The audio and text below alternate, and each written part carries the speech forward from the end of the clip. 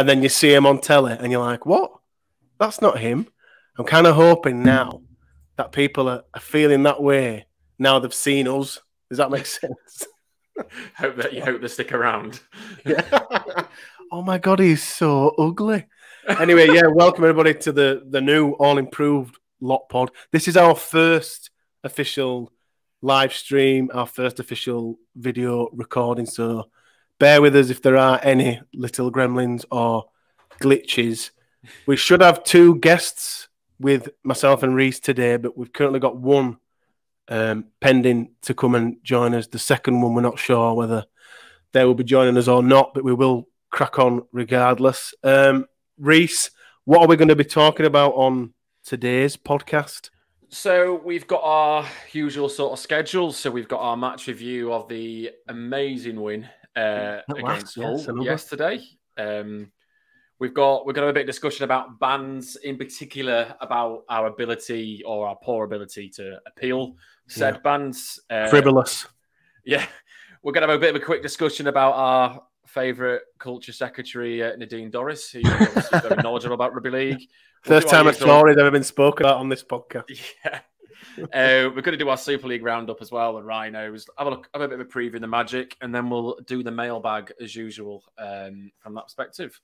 It sounds good. Shall we get our guest on? We will do. Our guest making his hat-trick appearance this year. He's always good value. Squad number 9, it's Ian. Hi, Ian. Hello, good evening, everybody. Welcome back, mate. How are you? Very well, thank you. Yes, and even better after yesterday. I know. I mean, we've scraped the barrel so much on this podcast with this year in lack of performances, cohesion, coaches. Reese, tell everybody watching this stream, listening back to this podcast, why did we win this game, Reese? One reason. There's only one reason. What is it? Because we wore the bloody pink kit. We wore the pink kit, Ian.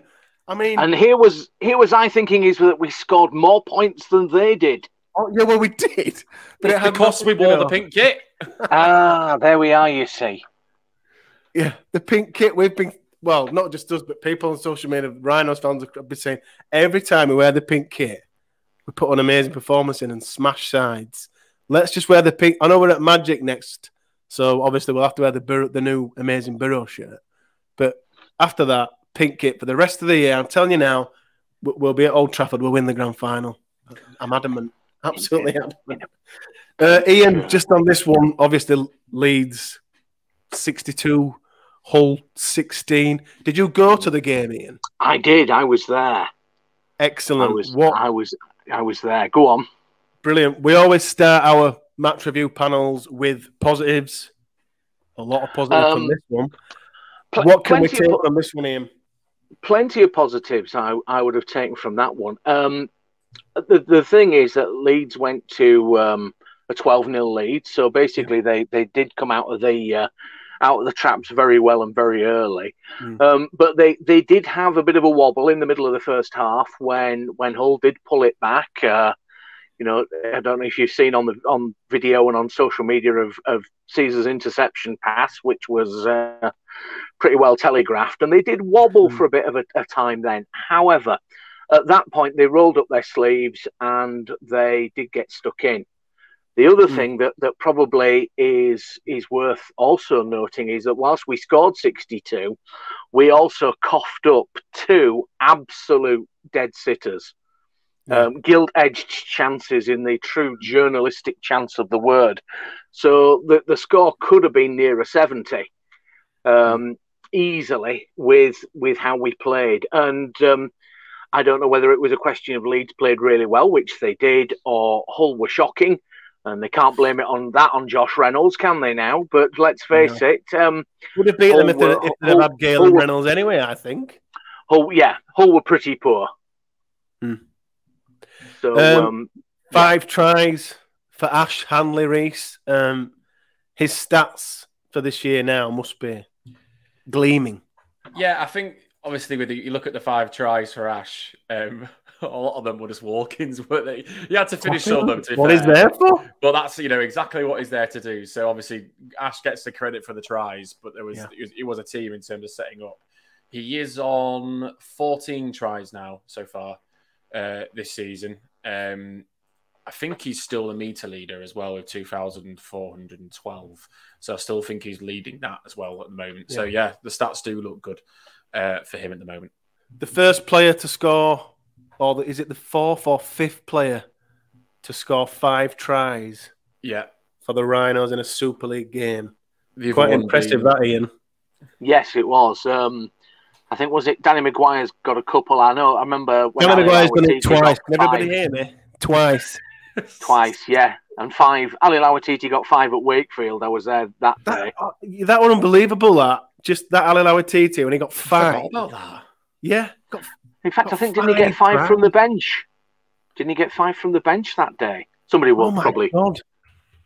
will come on and someone can comment on yes that or if no. it was on the games. But, I mean, to get 5 in any game is unbelievable. I mean, Ash Hanley didn't get, or he did get in the Great Britain squad when that whole debacle tore a couple of years ago, Ian.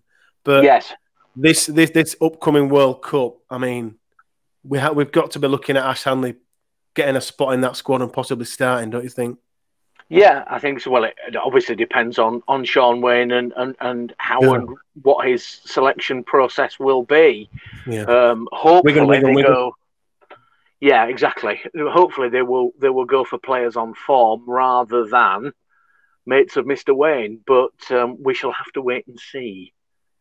Yeah. I've just found the game where Lawatiti got 5 tries. It was Wakefield 6, Leeds 70 back in June 2005. He scored 1 before the break, and then he added 4 more in an impressive 10-minute spell midway through the second half. He were awesome. I know we're going on a tangent now. Yeah, sorry, I've just gone googling. But he was he made the ball like a peanut. He did, didn't he? Held it in his hand like that and just passed it. Licked it out of the back of his hand. Back to 2022 for a start. Back to the Leeds whole game. The Rowan's squad selection saw Myler moving to fullback and Zach moving to centre. Reese, when you saw the team announced, did you think that was a good idea, Reese? What did you expect from Myler back at fullback and moving Zach to centre? Well, I expected Myler to do what he actually ended up doing. To be honest, I thought that was the Myler probably we were hoping would see it play at fullback. I actually thought, obviously, I know in hindsight, obviously it looks a great decision because of the result. But in my mind, moving Reese back into the second row with Bentley to then allow Zach at centre, I think was a good decision. It's something that I personally would have done if I was in charge. But when Richie hasn't quite been on form, but he got 5 assists yesterday, so he set up 5 of the tries and got 1 himself. So it looked like an absolute masterstroke. I'm a big fan, Ian, of players, funnily enough, playing in their position. Are you? Yeah. The other thing that I would probably pick up from from yesterday as well is James Bentley as well, who was pinged early for. Well, I think that was the token referee. I'm going to pull players for alleged head-high shots, which, like the Warrington game at the very beginning of the season, didn't look particularly head-high for me. But that was his token penalty. But after that, it was a pretty controlled performance. And it's the sort of thing that we want from him, of tough, hard, aggressive tackling, getting stuck in, but not getting penalised for it, not getting carded, not getting sent off, etc. And probably, where folks have knocked him, that performance was worthy of credit as well. Yeah, I absolutely agree. How did it look on the stats side of things, Reese? It wasn't looking as exciting as I thought it would do, considering really. Yeah, like you think there was some really good things in there. So obviously 11 tries are the most we scored this season. There was 51 tackle busts in the team, which again is the most this season. We had 11 clean breaks, which is again the most this season. And we actually made the lowest amount of tackles in one game, which I think feels a bit of like quite a reflective of what the scoreline looked like. Those stats for me. Oh, we only had 5 players over 100 meters. That's what surprised me. I thought we who were they? Ash is back up there again with 204. Someone I was really, really pleased for was Aletsky. He got 136. He's had the last 2 games. His stats haven't looked great at all, but I was really, really pleased to see Aletsky find his groove again. That try, I think he really wanted that. He really enjoyed getting that try. 100th appearance and all that. Yeah, get you a try, love. Sutcliffe got 116. Caesar got 105. Wow. That's probably from that one break, and I think that was one of the passes you alluded to, Ian, at the end where Sutcliffe should have scored. And Myler got 100. Tackle count-wise, Bentley led the way, which kind of supports what you were saying there, Ian, with 37. Donaldson got 27, and then every other player made 20 or less. So there wasn't really much tackling going on. Not particularly. Other things to know, obviously I mentioned Hanley got 5 of the tries. He actually made 4 clean breaks. Myler got 5 of the assists. Lehman got 2 tries and assists. Sutcliffe got a try and 2 assists. Hardacre had 12 tackle busts alone. So everyone was kind of getting involved and doing their bit. I don't think there's anyone that... There's a couple of people that massively stand out, but it doesn't look like anyone's being carried. The only concern I did highlight, and Ian might be able to help us with this when we've been there, but Bentley's carrying in meters. He only carried 5 times for 20 meters. And last week, he only carried 5 times 13. Now, I know his job is probably not to be that meterage and carrier person. I would expect a bit more. I don't know what you guys think. Is it passing it more? Sorry, then again, what are you saying? Then again, it's against the lowest meters of what we sort of accumulated all season, and the reason for that was probably because Hull weren't very good. And I think probably, as you say, he was more in for the sort of aggressiveness, the sort of the holding role, etc. You've got other players. You've potentially got a little bit like it was maybe sort of 30 years ago with the likes of your Paul Medley being the burst player and the glory player, and the Roy Powell next to him, essentially doing the donkey work and the tackling. So you know, if I can't really criticize a player for 5 carries and 20 meters when we win by when we score 62. And he didn't get stim-binned. And he didn't get binned. I tried to find a balance here. I always tried to find something where we could like a manager would do, like an area of improvement, but there wasn't really much. That was the only thing I could find. But I really, really rate Bentley. I know it's not his job. Really, I would expect a bit more, but I know it's not his job to do that. I love him for his work rate and his aggressiveness, especially when he can control it. Hull missed 51 tackles, by the way. Wow. Which is quite nice to say after last week when we missed about... When we missed a bucket load. Yeah. It's nice to review a win. Yeah. We restricted them to 835 metres as well. And we had 1,391 we had. So I think the stats show the dominance. Now, there's another stat I'm going to go through. And this is why I'm wearing pink at the moment, because, the pink kit. We've worn the pink kit 3 times. We've won 3 times. 3 times. We've scored 136 points and conceded 38.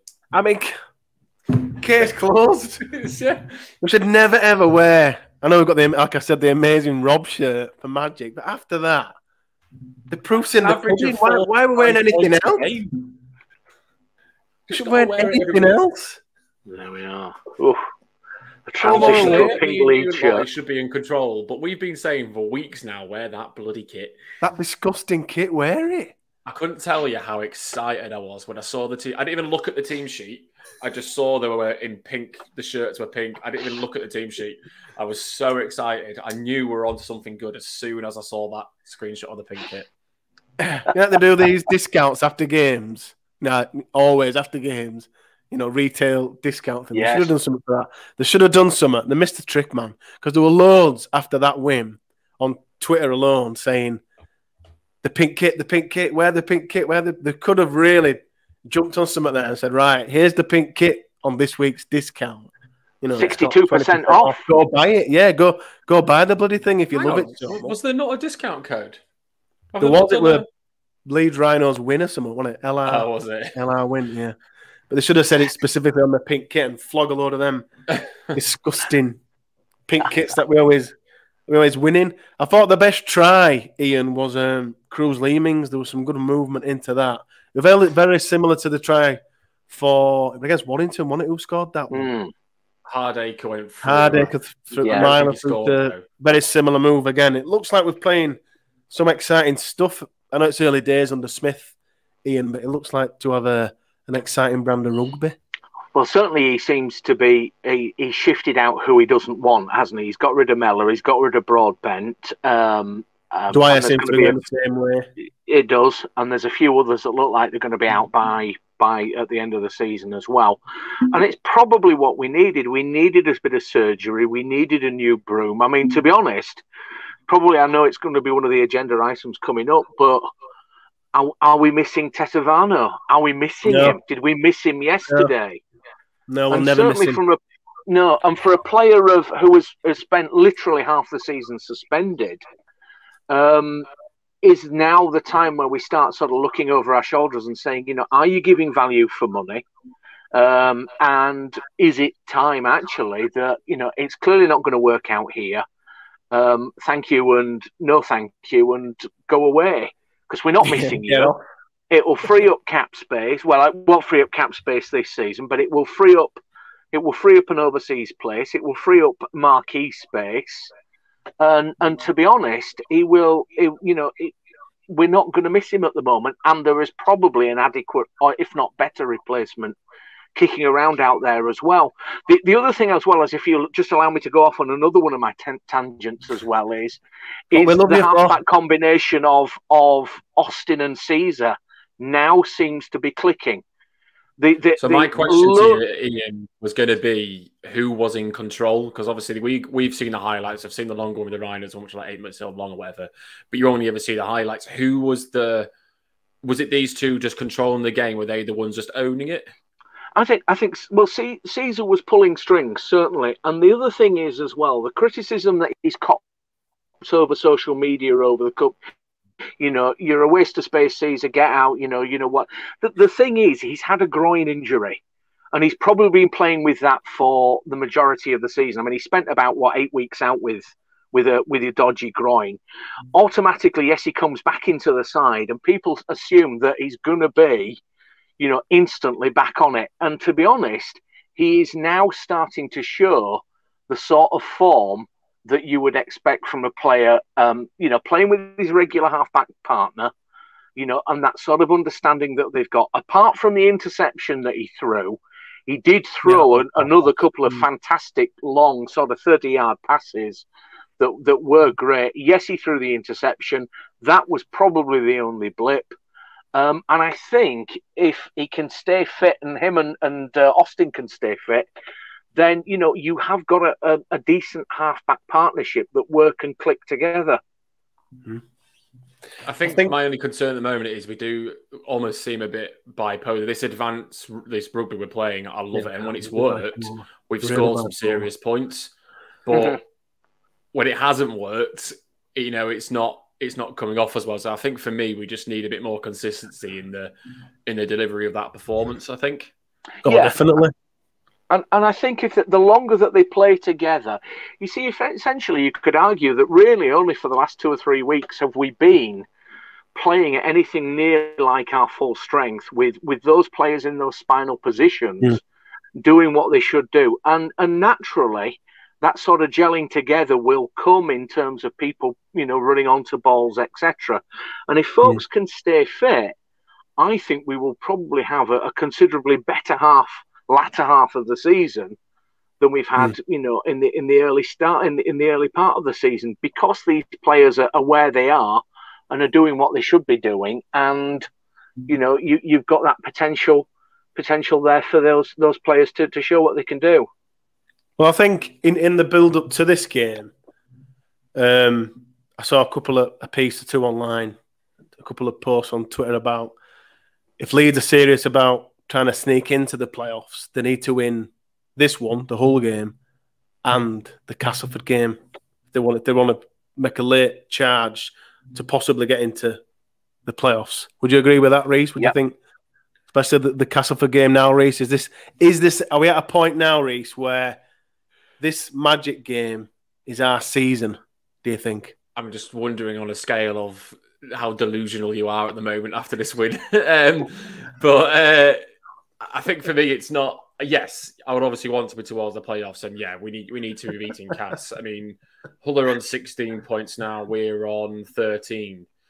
We've still got Salford and Hull KR between us, but yeah, we have to win those next two games against 6th and 5th place if we really want to be involved in those playoffs. I think for me, I just want some more. I'd be happy just for consistent performance and improvement and building. The playoffs would be a bonus, but yeah, if we really want to push towards that, then we have to win the next two games. Yeah, I agree. I've just noticed, by the way, sorry, really quickly, we only are streaming on Twitter today. Unfortunately, Twitter doesn't allow us to do comments. So when we have the YouTube one for the next one, people that are watching now, we will be able to comment live and ask us questions and comment and all that sort of stuff. So sorry you can't contribute to this one, but next one on YouTube, you'll be able to ask us questions and so on and so forth. So just follow this kind of live stream podcast type thing has been in the pipeline a while. The reason we've kind of something really gave us a kick up the arse yesterday when we had it confirmed that Barry McDermott is going to come on to speak to us and going to let us interview him. And myself and Reese were like, we really need to get video for this one. So put some clothes on. Yeah, put some clothes on, get a wash, and not film it from the shed, and get the video sorted. So we found out yesterday that Barry's coming on. So we really just kind of jumped in the deep end. That's why we haven't got YouTube sorted yet. So they have to authorize us. Blah, blah, blah. Loads of boring stuff. Just going back to the game, Ian, what was your favourite try from the day? I think probably the Leeming one, the length of the field, and then the interpassing. Yeah. As I say, the one that it would have been a great try. The one that Sutcliffe cocked up and coughed up. Yeah. But no, the interpassing with that one, the break through the centre of the field, the playing, the swapping of passes, and then Leeming just managing to force his way over. I think what I quite enjoyed was the Fussy Tour one, and it's nothing spectacular, but I can't remember really last time we've done a kick like that where the wingers actually competed for it. We don't seem to have that in a game anymore. So it was almost just that novelty of we actually did a kick in the air. We actually went to chase it and caught it and scored a try. And we also scored off a set piece again, which would happen often. Yeah, we did all of those. So yeah, it was all of that sort of thing. Having said that, though, it could only be Leeds that would concede a penalty based on the shot clock. which we did halfway through. Having said that, interestingly enough, and I don't know if you noticed, but the referee, I think was Liam Moore yesterday, spent an inordinate amount of time hanging around the tunnel between the two packs whilst the shot clock is running. So effectively, Caesar could not put the ball into the scrum, or the halfback could not put the ball into the scrum because he was there and the shot clock is running. And it was I didn't specifically notice on the one where Leeds were penalised because of the shot clock counting down. But certainly on the subsequent ones, he was basically there, stood. Now, the question should that shot clock be running if the referee is effectively stood where the scrum half should be, putting the ball in there? And when the referee withdraws, should the clock then restart? So, if he's spending 15 seconds there saying, no, don't do this or don't do that or whatever else, should the shot clock be running? Because we couldn't effectively, sort of barge him out of the way and put the ball in. Just grab him by the head and just... Yeah, get out of the way, ref. Hang on a minute. There's 5 seconds left. Shift. What do you mean you're sending me off? Yeah. So it's I think we just need one. A great win, but we're a real Jekyll and Hyde side. I know we have been all year, but the consistency is the key now.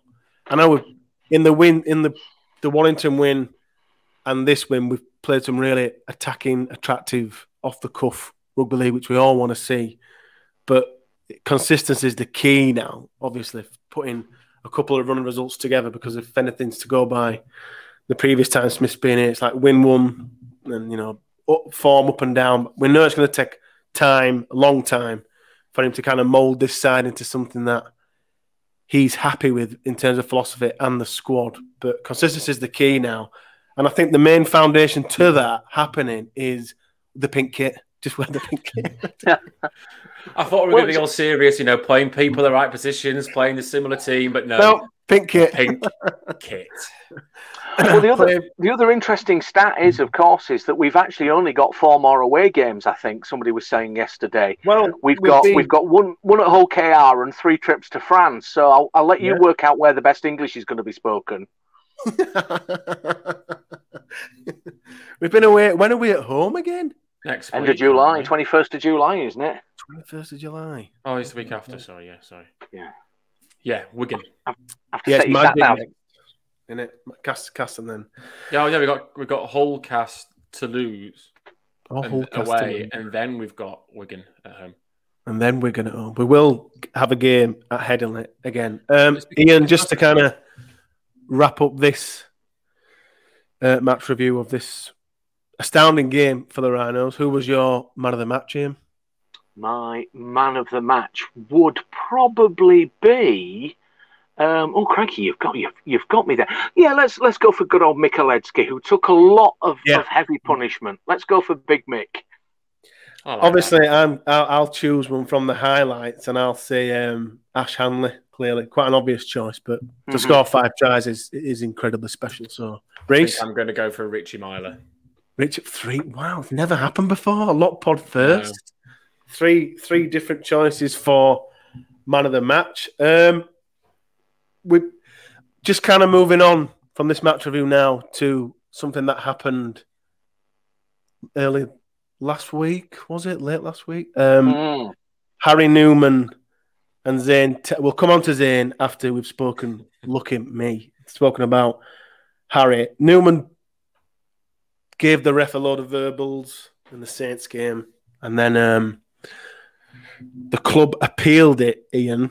The NFL said it was another frivolous appeal. I love that word, frivolous. I think it's only ever used in rugby league appeal terms. So this is the second time now the club have kind of gone down the appeal route in the appeal James Bentley sending off in the Warrington game, the first game of the year. That were called frivolous as well. This one's the same, Ian.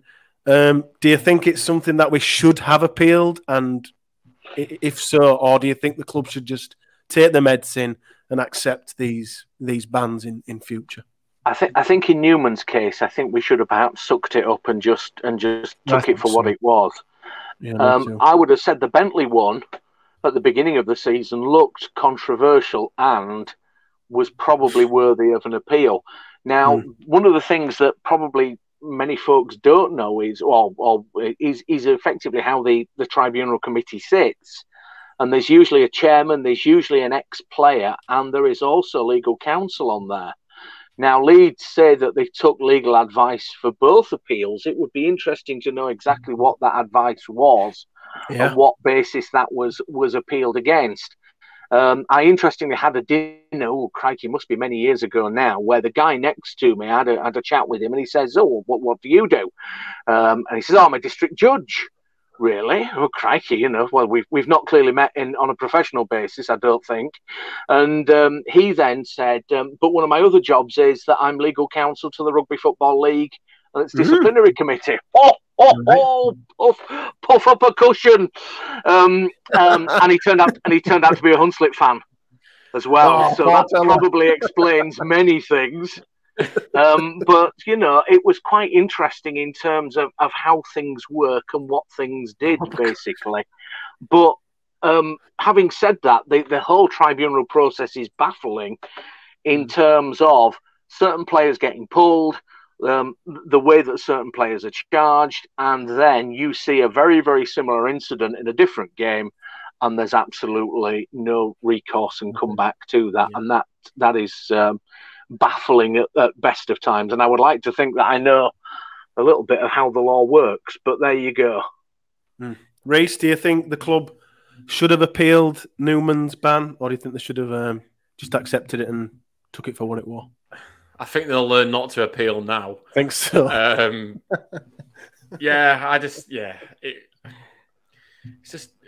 It really, really annoyed me that they did it, and obviously the result. We've tried to appeal once, and obviously we knew the outcome of the back of that. So, and it was described as frivolous. So I'm hoping they looked at that and did something differently, rather than going down the same route of how they appealed in the past. But yeah, it just seemed like a real stupid decision.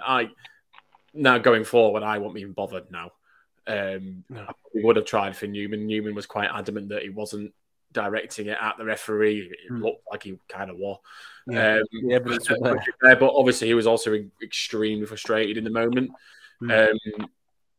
I think it's also important that you do have to set that example across the game, that you can't do that towards the referee anyway. Yeah, well, that was exactly my next point. It's there. It was on social media. The cameras were there. It didn't look good at all, did it? No, it didn't. And the RFL are never going to allow someone and that kind of footage to be out there and then just say, oh, this is, they've really gone wrong. We really need to...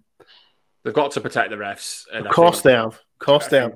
Part of the reason was that's why it's probably a stupid idea to appeal it. So we've now lost in front of a game. But Zach did well at centre, and so he did well at centre. So luckily we're all right.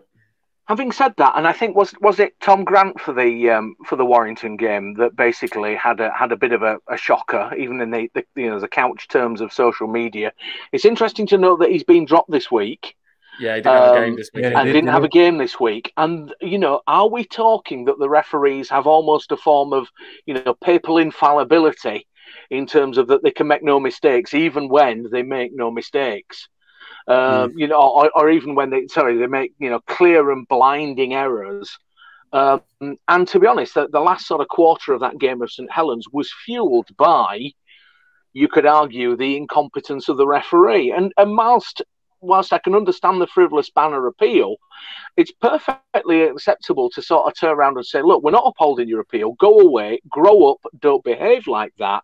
But under the circumstances, we also take into mitigation the performance or non-performance of the referee. Therefore, it stays at two matches. You're banned. Basically, we will fine you £500. We will not increase the ban. And basically, thank you and good night that way. So, there is a degree in terms of, the carriage of justice there. It takes into account that Grant made no mistakes, and that clearly wasn't the case. Yeah. I think, did you also see that Harry Newman's dad, I think it was his dad, or his brother, yes. Was it his dad, put a message on social media about after he came through that his appeal had been extended. Yeah. And that his ban were getting increased, and that I can't remember what the post said. It said something about how he wanted him to go, or this is why he said you should go to the NRL or rugby union, and because the RFL this, RFL that. I thought, when I read that, first of all, I thought you were a bit of a big baby. Like, why, just take your medicine, accept it. I mean, it was like he was saying, oh, this is why I said he should have gone to rugby union, like you can shout at referees over there. Because that's what he's done. He shouted at the referee, or for whatever reason they think it wasn't acceptable. If he did that in rugby union is a much more professional sport than rugby league. He probably would have got a longer ban in rugby union. There was one instance in rugby union where Dylan Hartley in the Premiership final called Wayne Barnes a cheat, and he got sent off. In the red card in the final. So did he get a? I don't know if he got banned after. I bet he did. I bet he got a right ban.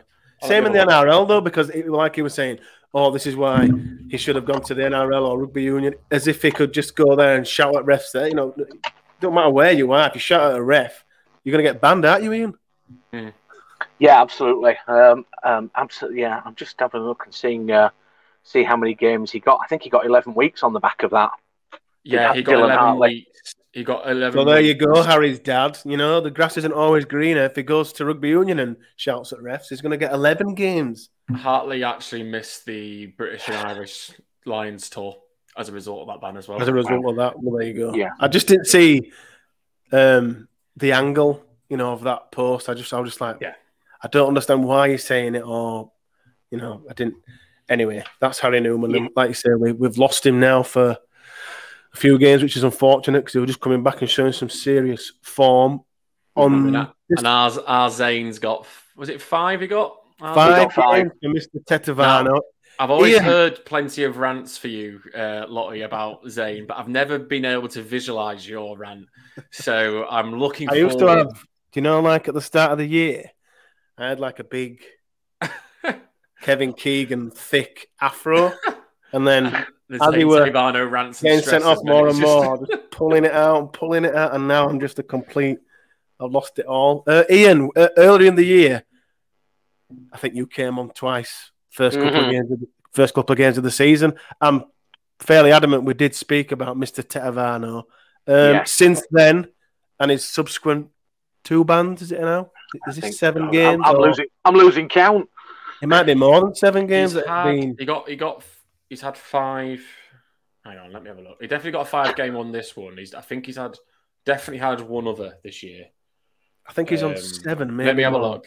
You carry on talking. Let me have a look. Ian, what since from those original chats we had about Mr. Tetavano earlier in the season and up to now and where we are with him now? You kind of touched on him earlier, but what are your thoughts on this guy and his whole career and his future with us? I think his patience is wearing. I think patience should be wearing thin with him. He is there as a marquee player. He is there as a standout player. And frankly, as a standout player, you are no use to the team when you are sat in the stand for half the time because you are banned or suspended. Yeah. Now, there might be the odd one, there might be the unlucky one, but frankly, the one at Warwick, the one at St Helens was absolutely ridiculous in terms of throwing himself at somebody. You know, absolutely no excuse for that one. It was dangerous as well, Ian, was that? It was. Yeah, it was, and it deserved being dealt with. Yeah. And frankly, it's the time has come for a long, hard conversation in the cold light of day of, is this actually really any good for you? And thank you very much. You know, your services really should be no longer required, really, because, you know, as I commented in the Evening Post last week, you know, when the Titanic sank, the White Star Line instantly stopped the payments to the crew the minute the thing sunk below the waves, you know. And if you're on a big contract, you're not basically you're not producing the goods. You are there as a standout player. You would probably, I don't know what the stats say, but he doesn't appear to be a standout player. Certainly not on the likes of some of the overseas players we've had in the recent years. You know, your Lauatitis, your Badirases of this world. He's not standing out like that. And frankly, you know, are we going to do far better by getting rid of him and spending the money on somebody else who either is not going to get banned every 5 minutes, you know, and clearly potentially wants to be here? I can answer that, Ian. Here, to answer the other question about the bans, this is now his 3rd ban, and he'll have missed 9 games in total. 9 games, including this ban. Out of 17 games. Oh, so a marquee man who misses 9 games through not even injury, no fault. I mean, he's a complete joke, this guy. Yeah, he has to go. I know I've said so many times, I want him out. He has to go. It's just untenable now for me. He's got to. We spoke about it last week. That was probably the worst of the lot last week. Was that tackle? It was dangerous. There was no need for it, and it was just, yeah. It's just there's nothing marquee about what we've seen. I think a serious conversation needs to be had. And like you say, he wasn't missed yesterday, but we do need someone to lead from the front with Oledsky, and we need I think we need an experienced prop that can lead from the front with him. That's the area of the field now that needs serious, critical surgery done in the props. You know, we need. Yeah. If you ask me, we need 3 props. You know. And a big strength and conditioning scheme for Sam Walters. Yeah, Yeah. To put some more timber on. Someone starts slipping him something in his, like a little supplement, a little wee something into his drinks and his meal. Not you're condoning supplements or doping. Let's not go down that road, folks. Beef him up next year, but looking like Hulk. Yeah. Why is Sam Wattles getting averaging 300 meters a game, Reese? Oh, the dream. No one knows. Just here we are. A good raw meat. A good pre-season. Yes, absolutely. And also as well, probably, the likes of your Tom Holroyd's as well, who copped a 10-match ban for. We probably have the bodies there, and unfortunately, we just need to stop them getting banned. Yeah. But yeah, a big Aussie up front potentially, or two big Aussies up front. Maybe a marquee player up there up front. We've got the second rows. We've probably got the loose forwards. We've got the half backs. We've probably got the backs to sort of deal with it, other than sort of the odd tweak here and there. But really, we're probably just missing a sizable amount of grunt up front. And as you say, 2, maybe 3 props, either from our own development or bringing folks in. It is a little bit disappointing to see, releasing players and nobody coming in on the back of it. Yeah. I thought that was going to come bite us on our ass, but I feel like it hasn't quite bit us yet, especially when we scored 62 points yesterday. But releasing those 2 players and then getting two bans did feel a bit, without bringing anyone in, did feel a bit short. I did wonder if that Sangare was going to come in earlier. I was hoping so. Because if you put him, Holroyd, and Walters, you've got 3 young developing props there who could, who could do some serious damage and do some serious damage on the play. So I mean, Luke Thompson's, is he back in the UK at the moment? He is. He is. Back in the UK on, what did they say? Is he on, like, homesick leave or? Yes.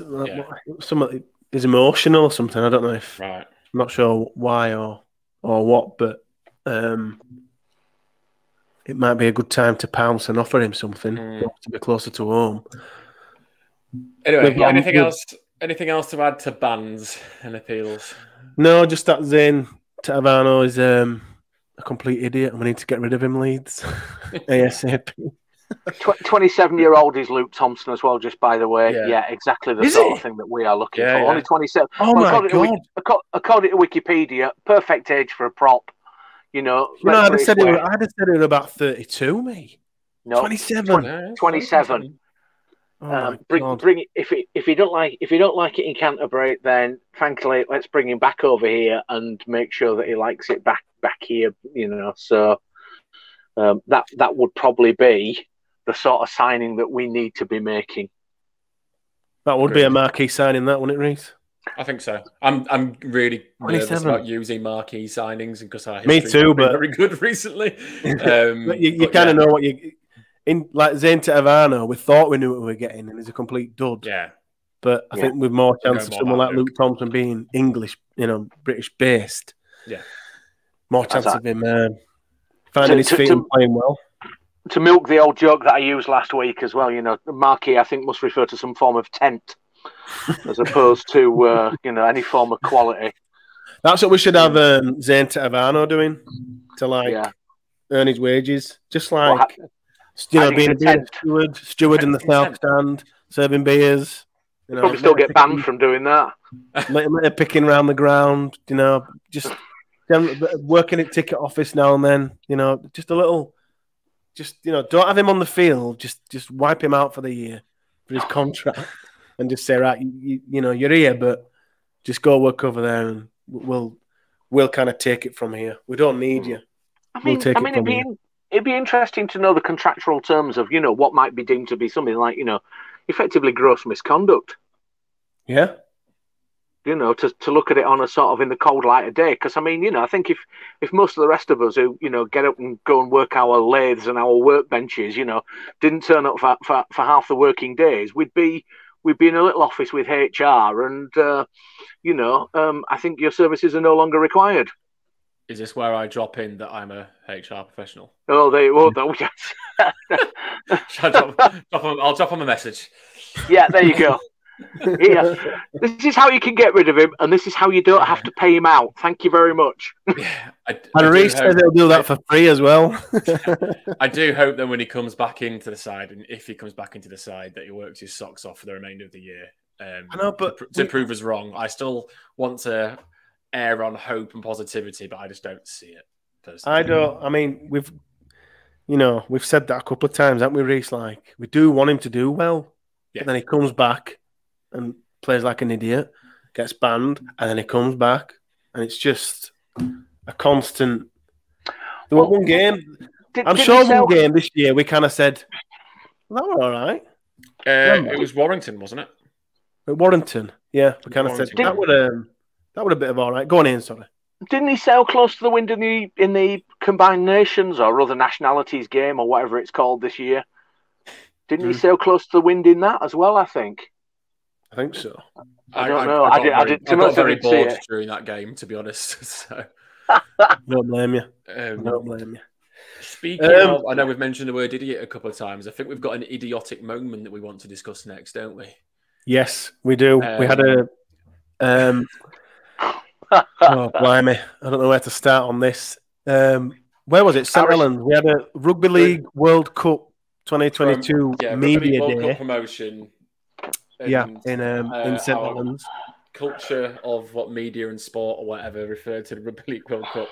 My favourite moment was Johnny Wilkinson's drop goal in 2003. This is peak rugby league. We've got the media's there. It's our big dance. It's our World Cup. We've got the whatever Nadine Dorrie is. A moment that was just going to personify rugby league. I think this there. It was just primed something to go wrong, wasn't it? Everyone that knows rugby league, that's a fan that watches the sport, was kind of like, right, let's just this is going to develop. And you're on Twitter, social media, you're kind of scrolling through, blah blah blah. Someone speaking about this Rugby League World Cup and how great it's going to be, and then there it is. Right, what has she said? Yeah. She remembers Johnny Wilkinson kicking the drop goal to win the World Cup in 2000. There it is. That's rugby league. On the Bloody Marys as well. Having said that, just one redeeming thing of that thing that she actually said, I'd be on something far stronger than Bloody Marys having to watch rugby union. I think, I think Bloody Marys is mild, really, probably I would suggest, maybe even single malts, gin,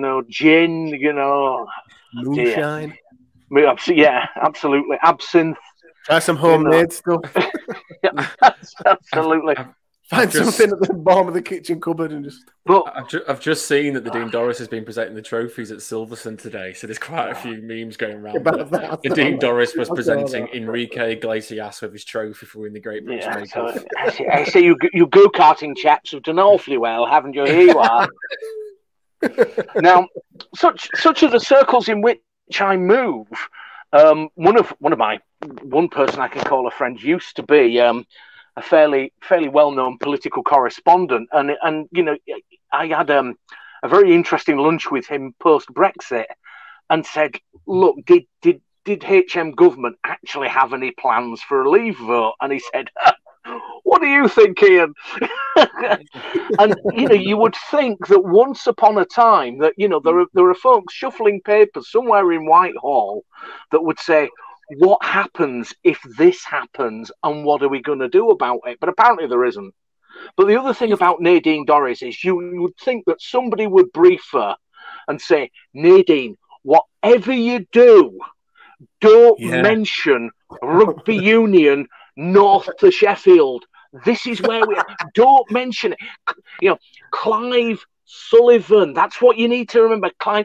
And then all of a sudden, Johnny Wilkinson, he's great, isn't it? Oh, God. I'm thinking, surely someone checked that speech, right? Well, yeah. Who's kind of she's gone off kind of looked at it and gone, yeah, that's all right. Smacked her on the ass and said, you go say that. away you go. Where's the due diligence? Or just someone at the back of the room, she's going like that. You're killing it. Either that or someone's properly stitched her up there. Oh, yeah. Which I What the Tories are like. They slit each other's throats, don't they? Well, Send it up there to say something stupid. So, and of course, we didn't want to talk on me. If the uninitiated are listening to this, of course, or if you are a civil servant, it's worthwhile considering that the rugby league lads have been world champions 3 times before Johnny and co even thought about contesting it. So there we go. I get the feeling, Ian, that you're not the biggest fan of Union. I'm just getting. What gives you that impression? I mean, it's an inkling. To be honest. Obviously, I'm old enough to remember effectively the state-sponsored oppression that rugby union used to do. I mean, the last major attempt to wipe out rugby league was 1984, about 10 years before the game itself, before union itself admitted it was professional. I mean, the threats of banned for life. Some of the stunts that they did was unbelievable.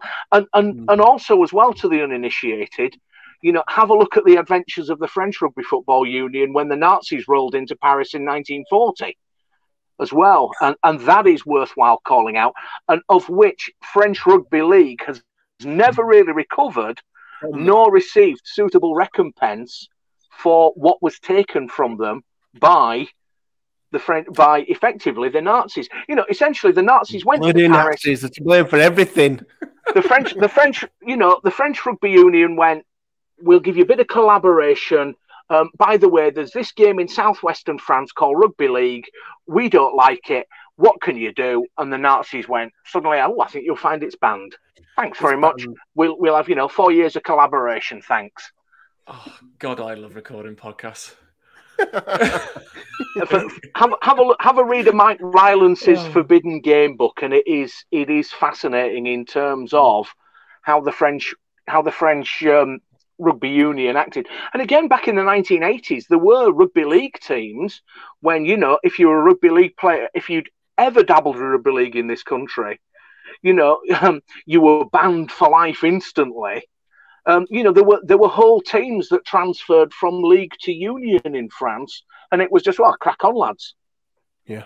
The hypocrisy was amazing. The Nadine Dorrie's video of her saying that gaffe, that Johnny Wilkinson thing, when I saw it, had 380,000 views on Twitter alone. One video. So in a weird way, it might have actually given rugby league quite a bit of recognition. Exactly. Bad news is there won't be one. I bet there ain't many rugby league videos available on the internet that I've got anywhere near that amount of hits and that amount of coverage. I know it was all for the wrong reasons, but it might have drawn some people to think, is there a Rugby League World Cup this year? Yeah. Anyway, yes, I think it's a Rugby League World Cup this year, and in fact, I've just rang the chaps at Twickenham and see if we can secure some tickets. Shall we, boys?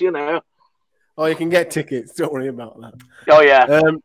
Anyhow, there was some Super League games today. Obviously, that finished today. Do you want to give us a bit of a Super League roundup for the weekend? Yeah, I'm just going to try share my screen because then I can. Oh my God! Look at this. We're going. This is going to blow my tiny mind. Wow! For people listening to this on like iTunes and Spotify, you're wasted, man. Yeah. This is wasted on you. This is no longer an audio-only podcast. So here we are. Look at this. I've just got to make sure I've got the right tab on, just in case I don't show the wrong thing. This is the sort of thing that Raymond at the top. How do you spell cat? So the results of the weekend then: Cass beat Huddersfield 26-18. Obviously, these are beautiful results here. Beating Hull 62-16. Yeah. I caught a bit at the end of the Catalan game actually. Great result for Catalan beating St. Helens 20-18. It's good for the league table that as well, actually. Massive game at the bottom with that's good for the league table, against KR. And Salford beat Warrington today, 32-24. Yeah, it's always their year. It is always their year. And Wakefield sent off their stand with a loss to Wigan 46-22.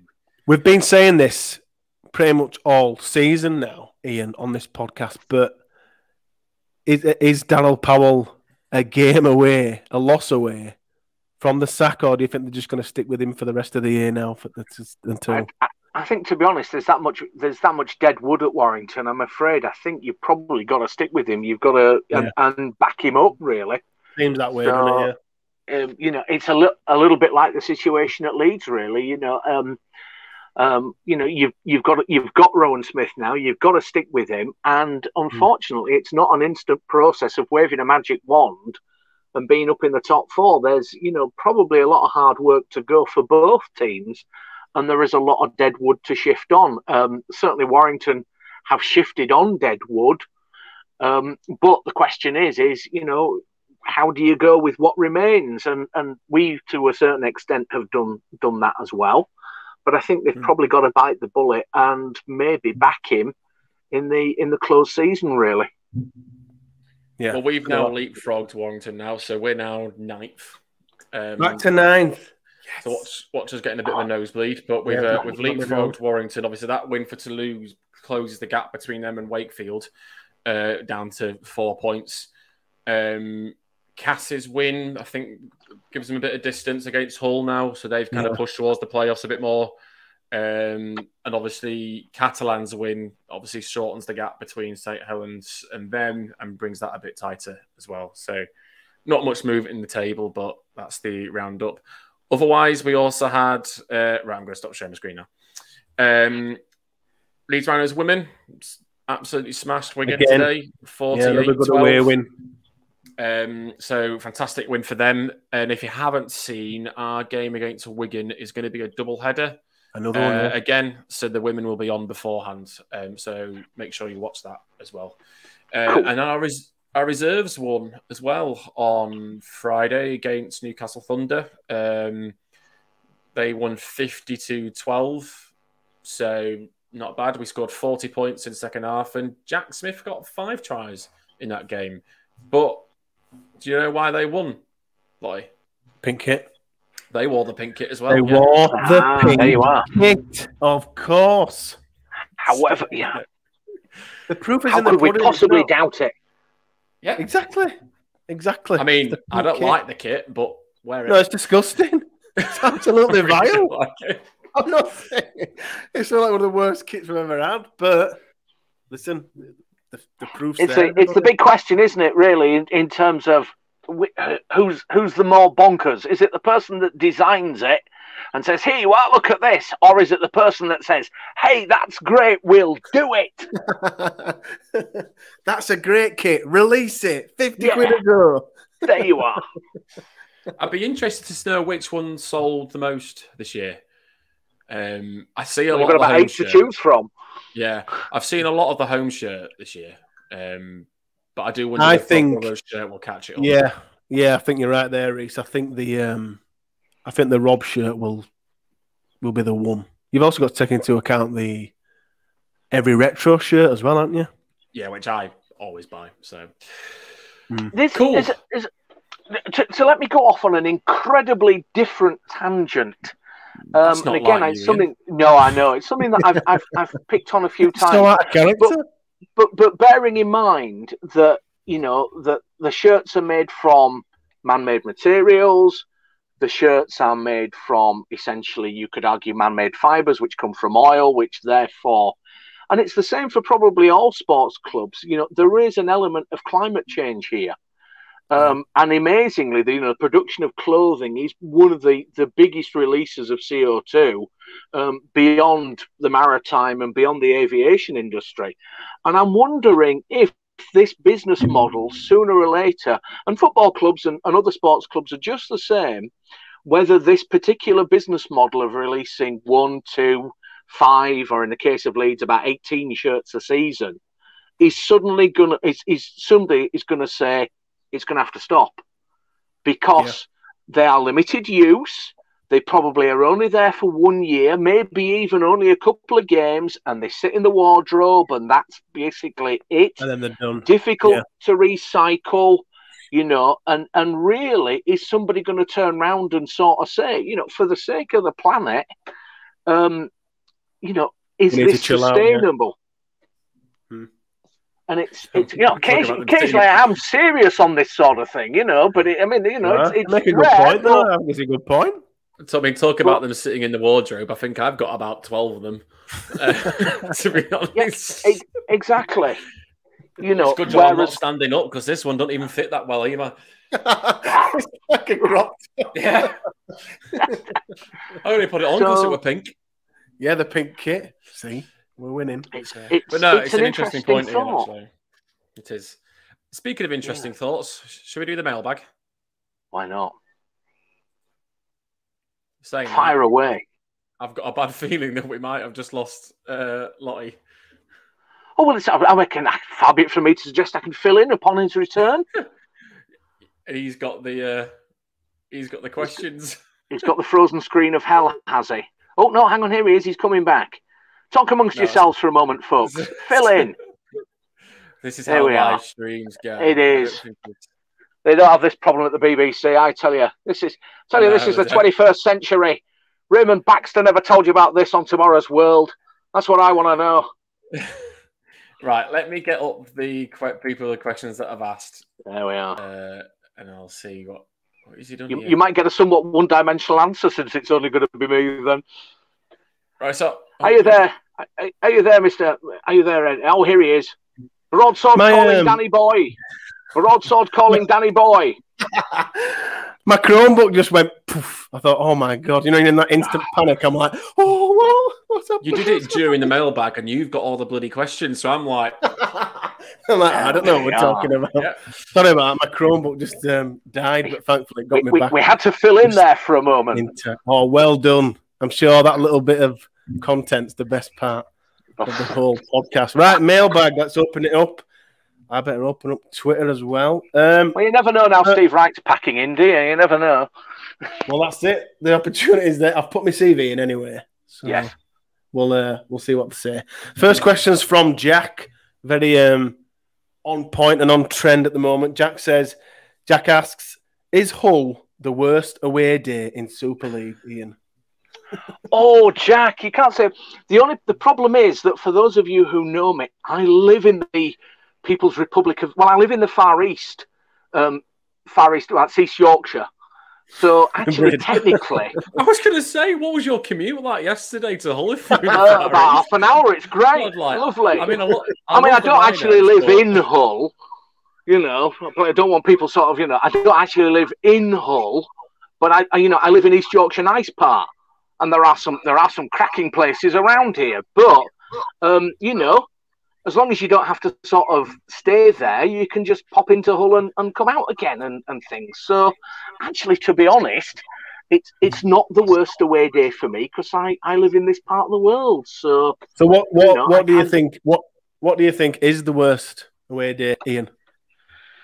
The worst away day, crikey. Well, to be honest, I stopped going to many of the away games because I literally in protest for... Because we're so rubbish. No, it was... I mean, one of the last straw was a few years ago when basically they mucked about with the London games for about 4 years in a row. You know, and you book your train tickets, you book your travel, you book your accommodation, everything else. And no, we're going to play it. No, we're not playing it on a Sunday. We're playing it on a Thursday night at about a week's notice. So I just went, you know what? Forget it. If that's the way you treat your customers, forget it.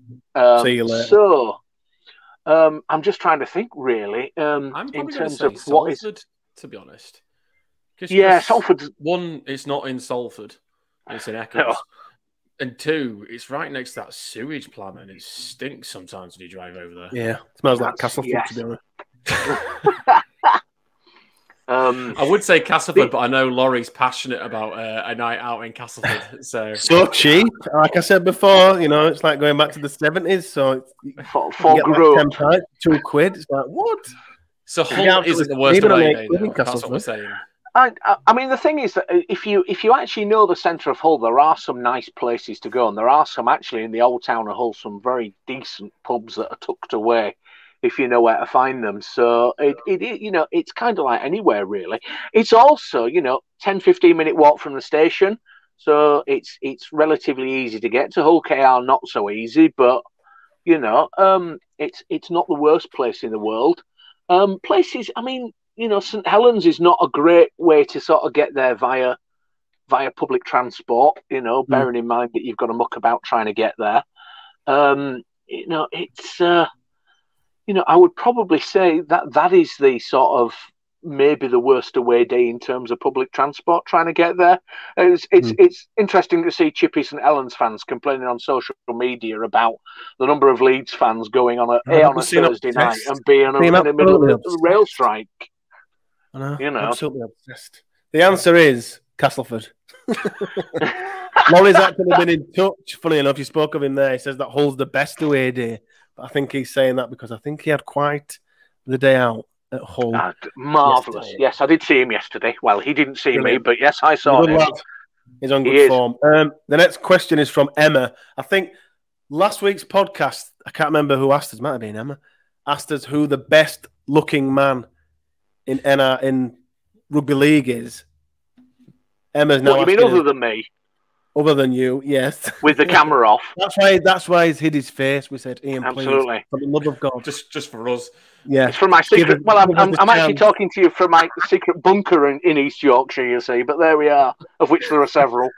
And Emma has asked us, off the back of last week's question, who is the best looking player in the Leeds side? I think Cruz Lehman's probably the best looking man in our squad. What do you think, Reece? Anyone better looking than Cruz? No one's got a mullet. That's just really disappointing. Ash Hanley's got a little something going. It looks like he's starting to grow one. So yeah. If Ash starts growing one, I think my answer might change to Ash. I'm not looking through the Leeds Rhino squad as we speak. By the way, I am just doing that now. Oh, Michaledzki's like like an Adonis, isn't he? He's just pure blonde hair. He's just I'd probably say Cruz. Ian, who do you think's the best looking man in the Leeds squad? I don't know. Who have I got a man crush on? I don't know really. I don't know. I don't know. What about? Let's have another vote for Richie Myler. Richie Myler gets enough. Yeah, I know, that's it. But there you are. I'm just trying to think, really. It must be Richie Myler. How about Matt Pryor? Let's go for Matt Pryor then, if I don't want me to be controversial. What have I vote for Matty Pryor? I think I was going to go Matt Pryor, actually, looking at these. I mean, there you are. Yeah, I think I might go Matt Pryor. Yeah, there you go, Matt Pryor. Matt Pryor, Emma. Now, the next question's from Manny, and they ask, really enjoyed the recent interviews that you had with some of our former players on the podcast. Are we going to see any more? Well, you may have seen, if you do follow the Lot Pod on Twitter, at Lot17A, I have been blatantly asking former players, like, for all to see. So I asked Ryan Bailey, I asked Keith Senior, I asked Brett Delaney, and I asked Barry McDermott.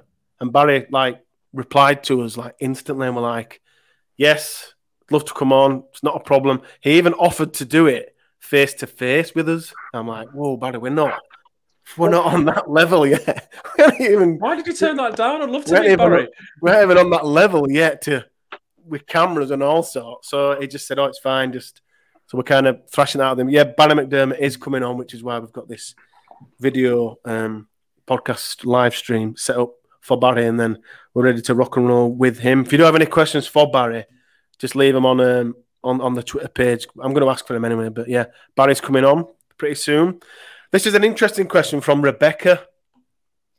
Hi there, I am a newbie to rugby league and Leeds Rhinos, and having watched games on TV, I have now purchased tickets to my first ever game later in the year.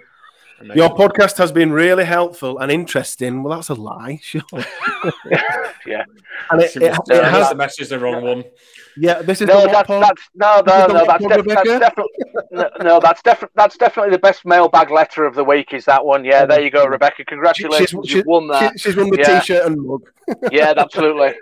Where did I get? Your podcast has been really helpful and interesting and has even helped me understand the game much more, especially in terms of the Leeds Rhinos squad. So thank you very much. Thanks a lot, Rebecca. If I don't want to talk to you like you're an alien, but if you are still really new to the sport and especially to the Rhinos, it sounds like you are a Rhinos fan if you're going to a game.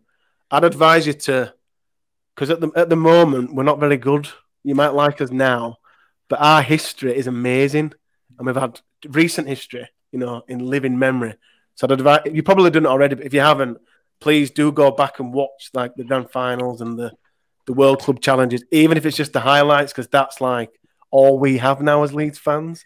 So if you go to Headingley, which I'm assuming you are, unless you got an away ticket, whenever you're with Leeds fans, even now at games, you'll still hear people talking about these ex-players. So just to kind of... Rebecca, I don't know if you're religious, and I don't know if you have studied Christianity at all, but you will know. I thought you were going to say this is the Church of Danny Maguire. No. You'll know about Jesus spending 40 days in the wilderness. Well, that's kind of where Leeds are at the moment. The good news is that somewhere ahead is the promised land. So if you suck it up for a bit, as it probably is at the moment, it's sometimes it's up, sometimes it's down. You may well be around long enough to, enjoy it when it does get really good. And what I would strongly suggest to you is party, because you don't know when it's going to happen again. So, if we do start winning something, enjoy every last minute of it. What we're saying, Rebecca, is Rowan Smith is the second coming. So from here now, we're going to go back into another golden generation. Absolutely. The next question, it's not a question really, it's from Lucy. And she says, Reece and Lottie, you were both absolutely right all along. The pink kit strikes again. Well, Lucy, thank you. This podcast has pushed this pink kit all year. Can I make a confession? I do another confession. I don't actually own any of our pink kits. Really? No, not one. Well, that might be the thing. That might be. Reece, do you own any of that? Oh, right. I'm wearing them. Yeah, Lucy, we've been pushing these. We've been pushing the pink kits and and it's a winner. We have to wear it for the rest of the season. The next question is from a Wakey fan. We have a Wakey fan who listens to this. Oh, word. It's called Killer. I don't know if that's his real name. Yeah. Or... Would you rather Leeds played an attacking brand of rugby like they're trying to do under Rowan Smith at the moment and have their current patchy form, or would you rather they had played a bland type of rugby but had a little bit of better form? By the way, I'm a Wakey fan, but I do enjoy your podcasts. Well, thank you, Killer. Ian, would you rather we played an attractive attacking brand of rugby league but were kind of up and down in form, or would you rather we played a horrible, like Sean Wayne type, horrible wrestle, just win it all? Nah, sod it. Winning is everything, isn't it? Hey, winning is, it's what's on the scoreboard at the end of the day. I don't care how dull it is, as long as we grind the opposition into the dirt and win every week. That's ultimately what it's all about, is that winning is everything. Winning everything. That Vince Lombardi chap, I don't know. But anyway, no, win every week. Oh, who cares how dull it is, as long as we get more points than they do. What do you say, Reece? Obviously, I want to win, but I do also like to watch a good game of rugby. But I think when I know, like this year, we're not going to really win anything, or at least I don't think we're going to win anything. I think I just want to see I'd rather see the stuff. I just want to see the attacking stuff. But yeah, I'd take winning any day of the week. Really. I think Ian's hit the nail on the head. At the end, the history books just state Leeds Rhinos, don't they? Who won the grand final? It doesn't say how we played. It doesn't particularly say, they played a really disgusting, horrible, boring brand of rugby. It just says that you won. So, Killer, I think we all agree. We just want to win everything. It's not ice skating. You don't get any judges for, artistic content or anything. It's not one of those sports where you need a judge to tell you who's won. The next question's from Ian. Not from this Ian. Not me, Ian. no. If any member of the Leeds women's, men's, wheelchair playing or coaching staff were in a band, what band would it be, and what role in the band would they play? So, is there anyone in either of these sides that's a drummer or a lead singer? I think Brad Dwyer strikes me as a bit of a drummer. Seems full of energy, Brad Dwyer. A bit of the. I think he could just bash it out on the drums, maybe. Have you ever seen the Idols? No. They're like a really mad sort of rock punk band, whatever. They're really, really mad. I can see James. There's a guy there that just is mental. I can see James Bentley just being in that band. Just being in there. Just mental, yeah. James Thrash Metal Bentley. Well, we know that Ryan Hall was a piano player, wasn't he? So, but I don't know if any of the others play. I could see. I don't know. I could see maybe Cruz, Liam Sutcliffe. Who else is a bit of a looker? Harry Newman, and who else? Liam Tyndall. That's your new boys on there, isn't it? That's your new. Yes, your new One Direction. They're all good looking. They'd make I could see Michalewski like representing Poland at Eurovision. Just stood there in like his massive suit, like just a microphone under his chin. Other than that, so, I don't know. Could we get the women's team to sort of, do the sort of the Bangles or something like that? Or, of course, the obvious answer is that the wheelchair team do Queen's "We Are the Champions." Precisely. That's a good answer. I think some of them listen to this, so I think Ewan's one of the listens to this pod. So Ewan, if you are listening, let us know what band you'd want to be in. Ewan's coming on the podcast. Have I said that before? Yeah. Oh no, I definitely said that before. If my co-host is surprised. Yeah. I mean, you don't tell me a lot of things. To be fair. I just forget. I just sit and think, oh yeah, that's really interesting. I'll just hold you told me yesterday to myself until the day of the podcast and say, oh yeah, you only told me yesterday we were doing video. Last I was sat in the pub, I was like, God. Reese would half cut out like, can you set up a YouTube channel? The next question's from. Hang on, where are we now? Yeah, Josh, LUFC Rhino. Should we play in the pink kit every week? Yep. Oh.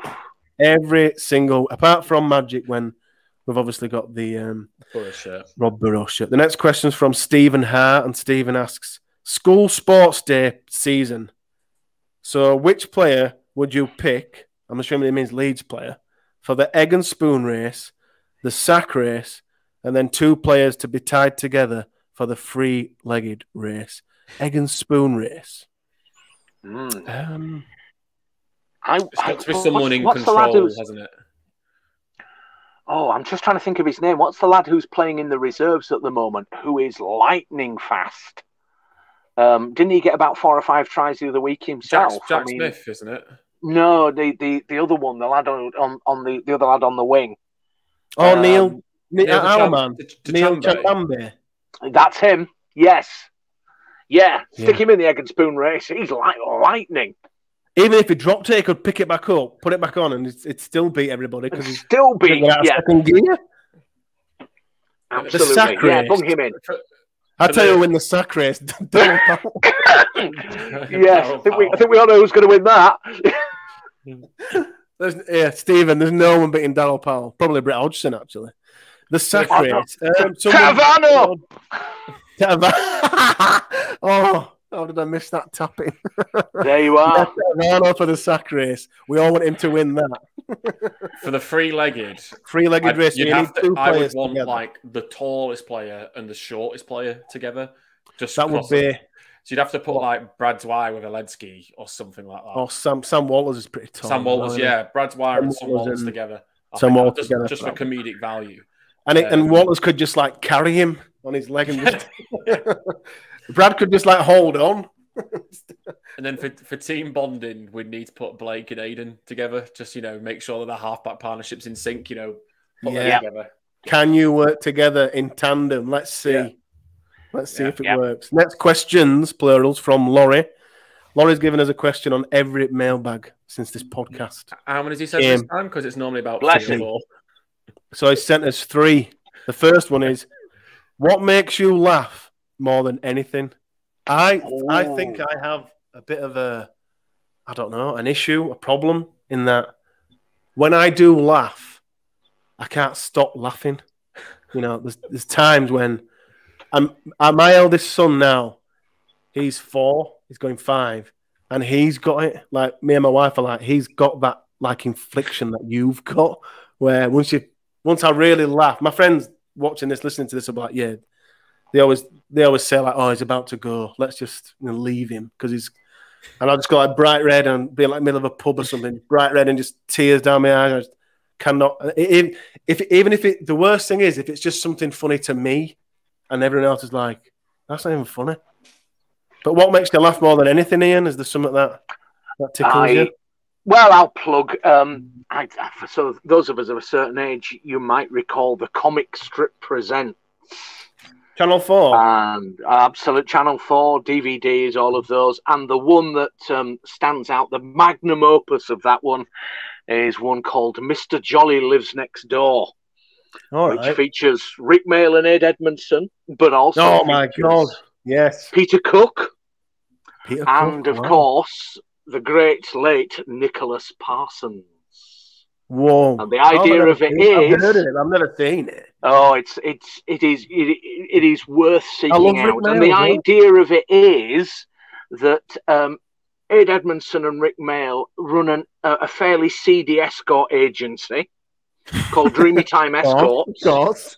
And in true British farce style, they are instructed to take out Nicholas Parsons on behalf of they're miscommunicated, being that Peter Cook, Mr. Jolly, who works next door to them, is a professional hitman.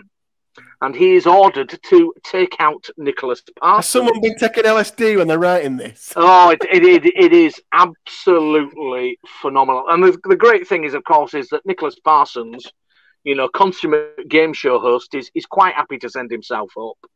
But it is absolutely phenomenal. In fact, a couple of mates and me did the sort of pub tour of all the locations and pubs in London, and we did that sort of in January when, yes, absolutely. We even ceremoniously got asked to be, we even arranged to be slung out of one of the same pubs, and they were quite happy to do that for us. So yeah, go and seek out if you like lunacy. Mr. Jolly Lives Next Door. Reese, what makes you laugh more than anything? I don't know. There's some comedians that I think are brilliant that if I watch them, I'll always end up in stitches. Peter Kay is one of those. I am a bit of a repeater Kayer. I will just randomly come out, and also Lee Mack as well. I can't believe how quick-witted Lee Mack is on Would I Lie to You? Yeah, he's so quick-witted. But yeah, they what makes me laugh more than anything. I don't know. I don't know. There's other things when you're out with your mates, and like even just silly things like when your mates like fall over and fall into something. Yeah, people falling over is always funny. Yeah, I like people passing out videos. I think they're funny. I think people like slipping on ice. They always crack me up. I'm a bit of a stickler for. There's quite a few Instagram reels. There's some Instagram reels. I don't do TikTok because I don't like it, but in the Instagram reels, there's a couple on there that I can watch them at any point, and I will literally be in stitches, and I'll be almost crying. Yeah. So there are a couple of things, but if I'm going to say one thing, I'll go with Lee Mack actually. Lee Mack. The second question from there's always Hull's performance yesterday. Or Warrington saying it's their year. That always makes absolutely. Warrington most weeks. That is a funny joke. That's a classic as well. Second question from Laurie. What's the worst present you've ever received? Oh my God. What's the worst present? Is there anything I've wanted to take back, or kind of trying to think now? I've got one. Everyone buys me Reese's Pieces because my name's Reese, and I don't like them. And I buy them in all the time. So that is the worst present because they always get it because it's Reese. Oh, it's got his name on it? Yeah, literally. Spelled incorrect. What if it were like an Pooper Scooper? If it were Reese's Pooper, would they buy you that? Is it just because you'll have to ask those people? But I've genuinely had Reese's Pieces bought for me loads of times just because of my name. So, what was yours, Ian? The thing that got sent to the charity shop very quickly was that I was dating a girl. And well, the first remarkable thing is that I've obviously dated more than one girl, but she found out I liked rugby, but obviously in true Nadine Dorrie's style, didn't exactly check which code. So I got the World in Union CD. Which rapidly found its way to the local branch of Oxfam. Surprised you didn't set it on fire. Well, you had to like sort of like a clay pigeon and shoot the thing, but no, it got rapidly dispensed to the local branch of Oxfam, I'm afraid. I think the worst present. I don't know. I think the worst present I've ever. I stopped drinking like 3 years ago, and one of my previous lines of work, they found out on my birthday, and someone bought me like an amazing bottle of like rum, and I was like looking at it like, oh my god, that's like so up my street. I would have drank the whole thing, but I just had to give it away to someone at work. Like, oh, it's no good to me. So it was a nice present, but pretty useless. So yeah, gave it away. Third question from Laurie. What makes you judge someone? Pretty easy if they're wearing a scum shirt, a cash shirt. That's quite even so much so. Like, I remember once in my line of work, I worked with loads of contractors and people like that. And I was talking to this one guy on a site we were working on, and he was lovely. He was really nice. I got along with him for like 2 weeks. Spoke about all everything. I even went home and was saying to my wife, like, oh, that guy he's dynamite. We've got on so well. After dreading it. And then I remember one evening, as we were finishing up, I kind of said to him, what are you doing tonight? And he said, oh, I'm going to the game. I'm going to the game tonight, the big game. And I'm like, what game are you going to? And it was Man City Scum. And I was like, all right. Oh, and he went, yeah. I hope we win. I'm a massive Scum fan. I was just like, oh. It's like that, is it? And straight away, I mean, he was up here. Like, I was waxing lyrical about him at home and all and sundry saying, oh, what a nice guy. I've only met him and he's so nice. And he just went, and that was it. I judged him totally. As soon as he told me he was a Scum fan, he was gone. What makes you judge someone, Reese? Has that given you both enough time to think? If they wear Crocs. My family wear Crocs. my fiance wears Crocs. I thought there was a pair down there. Yeah. My wife got 2-3 pairs, and my kids have got a pair. If they wear Crocs, that's a no-go. Especially if they wear Crocs and socks together. There's something wrong with that. Yeah. Crocs and socks, no. That's a no-go. Ian, what makes you judge someone? He's nicked me thunder there. I was going to say shoes. Really? Footwear, yes, I think. Yes, absolutely. Yes, I would say generally shoes, really.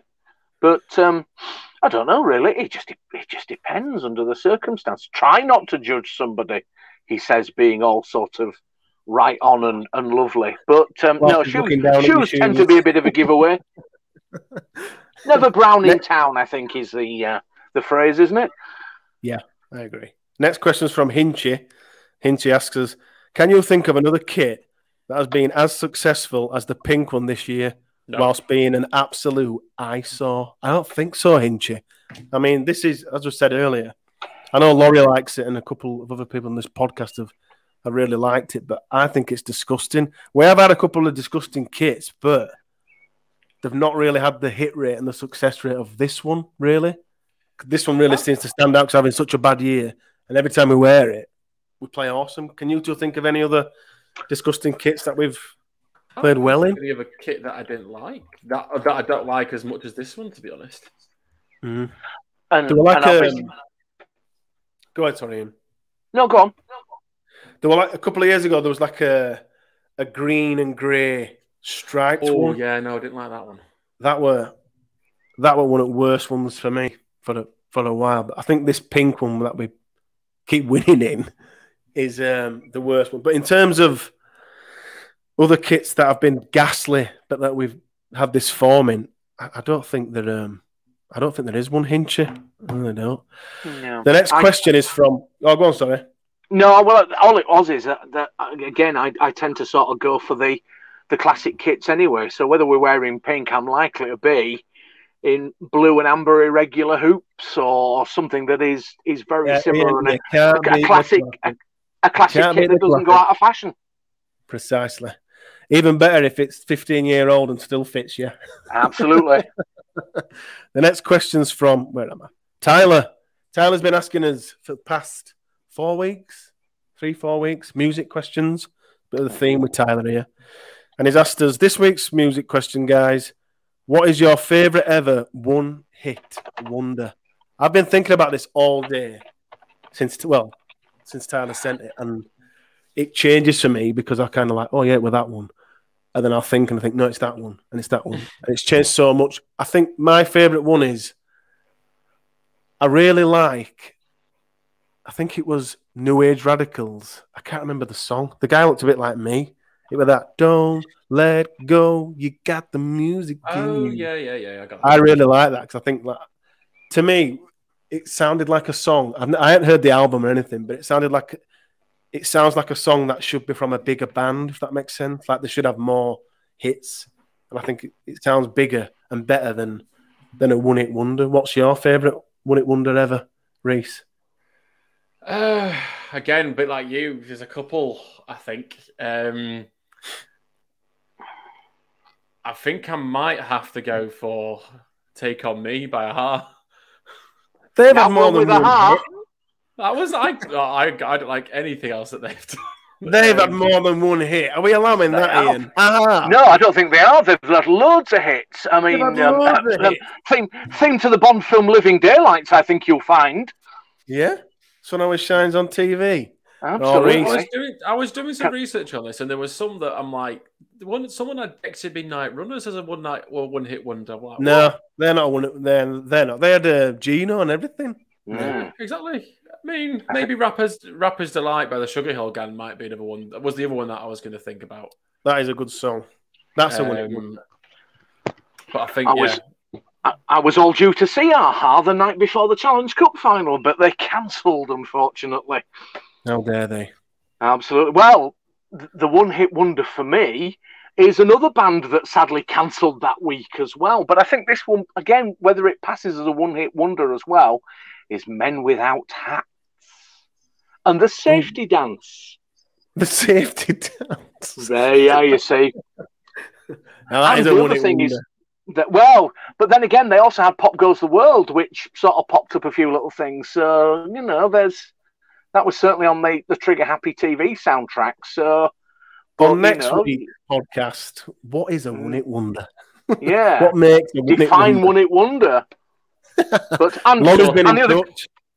Tyler will have some more music questions for us next week. Yeah, Tyler can explain to us what exactly a one-hit wonder is. Laura's been in touch. He says his favourite is Breakfast at Tiffany's by Deep Blue Something. That's a right one-hit wonder. And that is a legit one-hit wonder. So I think you're on the right lines there, Laurie. Tyler also asks, what style of music can you simply not listen to? I'm quite open to everything apart from classical. I just can't. Something inside me I can't listen to classical music. Is there a style of music, Ian, that... Yes, there's one I can't. I think rap is missing the C from the beginning of it. Reese, is there a style of music you can't listen to at all? I have to admit, it is more the rappy grime stuff. Like I don't like. So I tried to listen to Stormzy, and I watched his Glastonbury set when he did the headline a couple of years ago, and it was brilliant to watch. But I just don't like that sort of music at all. Don't like rap. No. There you go. It's not rap, it's crap on this podcast. Michaela asks us, there has been, when we first opened the mailbag on this podcast, we had loads of food questions. I don't know why. You got food? Loads and loads of food questions. Everyone must have just been hungry when we were thinking about questions. And Michaela's asked us, What is your favourite pizza topping? Ooh. Well, there you are. Silence in the room. Well, yes. No, I think we'll go for. It's got to be something meaty. Thank you very much. I think. What is it? Just have to be one. I was going to say, like, I'm a big calzone man. So, but I tell you what, I really do like is Enduja. That like spicy sausage. That's always really, really nice. Yeah, it'd have to be some. I don't know, just one. Christ. If you say pineapple, I'm ending the podcast right now. Pineapple. Hello, Reese, Ian. You see that? If it had to be one, you'd have to go a classic, wouldn't you? Like pepperoni. Yeah. My father-in-law is obsessed with tuna on a pizza, and I can't get my head around it. See, I'm a massive seafood fan, and I do like tuna, but tuna on pizza unsettles me. No. It just doesn't sound right. But I remember someone at work had tuna on toast, and I was just like, "Oh, I don't know." It just unsettled me. I was like, "No, probably pepperoni, Michaela, a classic." I'm a simple man. Seafood, unfortunately, makes me ill, so I tend to avoid that. Mind you, it's bearing in mind the amount of time I spend in the sea. The simple answer is I don't eat them, and they don't eat me. So there we go. That's like a pact that you've signed. Yes, written contract. That's in the sharks contract, I can handle, but right? you know, I think you'll find it's in the contract. Yeah. Adam asks us, it looks like Jacob Miller, the halfback from Wakefield, could be available. Should we try and sign him, Reese? Nope. No, I don't think there's any spots for that. I don't think he improves and betters the side. No. He's a good player, Adam, but I don't think... I think had Blake Austin left, I'd have said, yes, go get him. But the fact that we've got Austin and Caesar for another year, I think, along with Myler and Jacksonfield and whoever else, I think we're pretty covered in that area. Are you Jacob Miller's agent? This is what we want to know. Oh, it says at the bottom here, I am not. I am no relation to Jacob. What a strange thing. That's all right then. The last question on the mailbag. Thank everybody who watched. Thank you for everybody that's listening on the usual platforms. It's been a good podcast. The last question from the mailbag is from Tom. What rugby league, Super League team do the panel hate the most? For me, it's Bradford. I still hate Bradford, says Tom. I think it's fairly obvious who mine is. It's Castleford. Wigan, well, as Leeds fans, well, certainly I think we're all kind of brought up to kind of hate Wigan and everything that they are and do. But of recent times, for me, it's Castleford. I just think they think there's something that they are and they're not good and they should know that, but they don't know that, and we have to keep reminding them that who they are and where they're from and what they do. So Castleford kind of irk me. So yeah, I won't say it's hate. I'd say I hate Wigan because I genuinely do hate Wigan. I always have, and I always will. But Castleford's more like the annoying cousin, comes up to you and when you go to these horrible family events and they tell you loads of gibberish and you're like, oh right, I've done this and I've done that. That's Castleford. Got to keep pushing them down and saying, right, just get back in your box. Reese, what team do you hate the most in Super League? I miss hating Bulls. Oh, I miss them not. I miss them not being in Super League and having rivalry. But I don't have any resentment for them all. I just feel really sorry for them. To be fair, now. Yeah. Although I want them to win the league this year because I want someone else to win it that isn't St. Helens. I don't like Carlin. Really? I don't like Steve McNamara, and I just don't like when I've watched them play against us. I just don't like them. So just to give a different answer, my answer would have been Castleford, but you've already kind of tiraded into that. So I think I'm going to go Catalan. Ian? Yeah, well, I've got to be an old traditionalist, and bearing in mind that I cut my teeth when they were dominant. Wigan, definitely Wigan. Without Sorry, Wigan. No, you don't have to apologise. It's fine. It's fine. Well, I say, I never thought that we'd have opposition fans listening, watching this podcast, but clearly Killer, the Wakefield fan. So maybe there are some Castle fans who do want to give me a slap. Maybe the Wigan fans are tuning in via some form of, crystal set or something like that, or maybe a magic lantern. That's true. Castle fans don't have the technology to be watching or listening to this. Well, they think it's the work of the devil. Yeah, what's that? Why can't I touch it? Yes. Gentlemen, thank you very much for your work on this podcast. Reese, thank you very much for producing this. Everything you've seen here, anyone that's watching this, that's watched the live stream, that's watching it pre-recorded on YouTube, this was Reese, all this. So thanks to Reese for all his hard work. Ian, thanks for coming on. Your hat-trick ball is in the post. We give everyone a hat-trick ball. Bless you. Is in the post for the season. If you do want to appear physically on the podcast, we do have a couple more bookings scheduled in for the next few games. But what I'll do is I'll tweet out the games that we do require people. But do be aware that this is now how we record. So just be aware that we might want to see your face, or you can hide like this extremely good-looking man down here. We've also got, as I mentioned earlier, we do have Barry McDermott coming on. Me and Reese and Andrew are just thrashing out when that's happening, but we're kind of letting Barry kind of say, how's this day? And then we'll kind of work around him. So we'll need your questions for Barry as well when he comes on. Predictions for Magic Weekend, gentlemen, before we finish things off here. How do you see this one going, Ian? I would love to see us beat Castleford. It'll be close, but I think... buoyed by recent performances, and as long as we don't get a dodgy ref, why not? Yeah. How do you see it going, Reese? As it's Magic Weekend, I'm going to say a golden point victory. Really? Yeah. Similar to last year? Yeah. We missed about 5 attempts last year. Something about Magic Weekend, there's always some reason. There is games sometimes can just be a bit crazy and a bit weird, like obviously our game against Bulls that time, and some of the games last year as well.